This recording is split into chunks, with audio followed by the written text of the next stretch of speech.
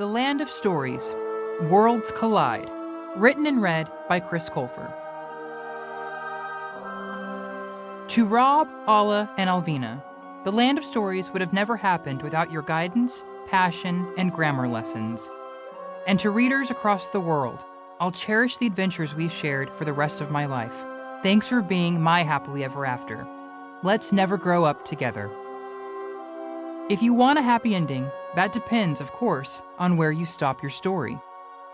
Orson Welles. Prologue. A birthday celebration. Bookworm Paradise had never been so crowded. Over 1,000 guests were cramped inside the bookstore's event space until there were no more open chairs and no standing room left. A small stage was flooded with light and set with 2 chairs and 2 microphones for the evening's program. It was difficult to see over the row of journalists and photographers crouched in front of the stage, but the attendees were assured the press would only be there for the first few minutes of the event. The multi-generational crowd had come to the bookstore to see their favorite author in the flesh. The guests fidgeted as they stood and squirmed in their seats as they anxiously waited for him to make his first public appearance in years. Not only were they there to celebrate the writer's 5-decades-long career, but the event was also marking a very special day in the author's life. A colorful banner painted by students from the local elementary school hung above the stage that said, "Happy 80th birthday, Mr. Bailey."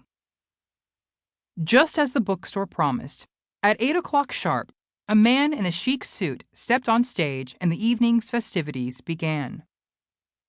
"Good evening, ladies and gentlemen, and welcome to Bookworm Paradise," the man said into a microphone.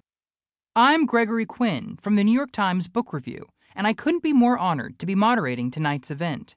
We're all here to celebrate a man who has made the world a much more magical place, thanks to over 100 published works of children's fiction." The crowd cheered at the mention of Mr. Bailey's accomplished career. All the author's books could be found in the audience as the guests held their favorite titles close to their hearts. "As I look around the room, I'm very pleased to see such a diverse group of people," Mr. Quinn continued. "Mr. Bailey has always said his greatest accomplishment isn't the number of books he's written or the number of copies sold, but the rich diversity of his readership. I can't think of a better testament to his work than knowing it's enjoyed by families all over the world." Many people in the audience placed a hand over their chests as they remembered the joy the author had brought them over the years. Some even became teary-eyed, recalling what an impact Mr. Bailey's stories had had on their young lives. Luckily, they'd found his work when they needed a good story the most. "It's hard to find someone who doesn't smile at the mention of his name," Mr. Quinn went on. "Mr. Bailey filled our childhoods with adventure and suspense. His characters taught us the difference between right and wrong, and his stories showed us that the imagination is the most powerful weapon in the world. You know someone is special when the whole world considers them family, so now, let's remind him just how special he is. Ladies and gentlemen, boys and girls, please give a warm welcome to the one and only Mr. Connor Jonathan Bailey." The seated guests leaped to their feet, and the event space filled with thunderous applause. The photographers raised their cameras and covered the stage in quick, pulsating flashes.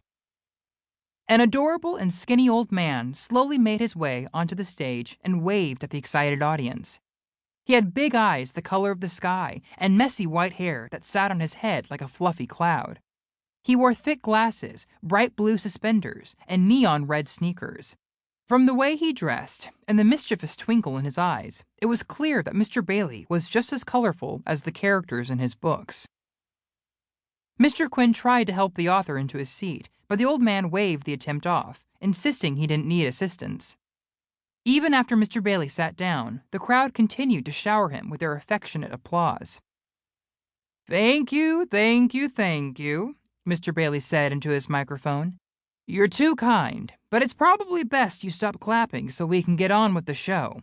I'm 80 years old. Time is of the essence." The crowd laughed and took their seats, each sitting a little more on edge than before. "We can't thank you enough for joining us, Mr. Bailey," Mr. Quinn said. "I'm delighted to have the opportunity," the author said, "and thank you, Mr. Quinn, for such a lovely introduction. I didn't realize you were talking about me."